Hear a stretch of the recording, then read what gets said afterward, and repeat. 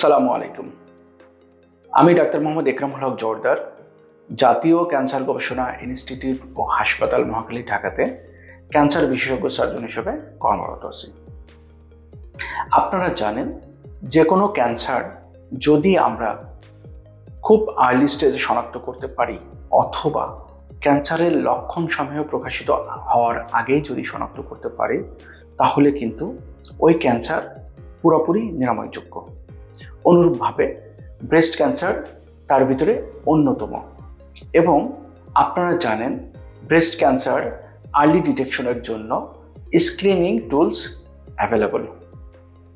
Screening tools সাধারণত লক্ষণ প্রকাশিত হওয়ার আগেই ক্যান্সারকে শনাক্ত করতে সক্ষম হয়। আসুন আমরা জানি ব্রেস্টের ক্ষেত্রে কি কি স্ক্রিনিং টুলস আছে। প্রথমে ব্রেস্ট এক্সামিনেশন, এটি অন্যতম একটি স্ক্রিনিং টুলস এবং এই ক্ষেত্রে সাধারণত দুইভাবে এক্সামিনেশন করা যায়। একটি হচ্ছে একজন ভদ্রমহিলা নিজেই নিজের ব্রেস্ট এক্সামিনেশন করতে পারে, আর আরেকটি হচ্ছে একজন ফিজিশিয়ান বা একজন ডক্টরের কাছে গিয়ে ক্লিনিক্যাল ব্রেস্ট এক্সামিনেশন করা যেতে পারে। আরেকটি হচ্ছে ব্রেস্টের আল্ট্রাসোনোগ্রাফি।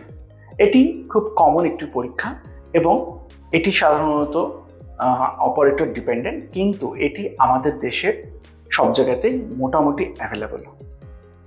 আরেকটি অপশন হচ্ছে ব্রেস্টের ম্যামোগ্রাফি, যেটি সাধারণত যারা একটু বয়স্ক ভদ্র মহিলা বা যাদের ব্রেস্টে মাইক্রোক্যালসিফিকেশন বা অন্যান্য কোনো কিছু থাকতে পারে, সেগুলো সাধারণত আমরা এমআরআই দিয়ে স্ক্রিনিং করতে পারি। তাছাড়াও ব্রেস্টের এমআরআই একটি আধুনিকতম পরীক্ষা। এমআরআই এর মাধ্যমে আরও নিখুঁতভাবে ব্রেস্টের স্ক্রিনিং করা যায় এবং আর্লি ব্রেস্ট ডিটেকশন করা যায়। তাছাড়াও আরেকটি আধুনিকতম পরীক্ষা এখন অ্যাভেলেবল, সেটি হচ্ছে যে পেট সিটি স্ক্যান, যেটি সাধারণত একটি ব্যয়বহুল, কিন্তু এটিও ব্রেস্টের স্ক্রিনিংয়ে ব্যবহৃত হয়ে থাকে। তাছাড়া আরও সেন্সিটিভ একটি পরীক্ষা হচ্ছে জেনেটিক টেস্টিং।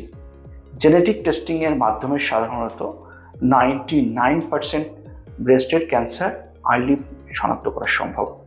তাই যারা উচ্চ ঝুঁকিতে আছেন তাদেরকে পরামর্শ থাকলো যে আপনারা নিয়মিত ব্রেস্ট স্ক্রিনিং করুন।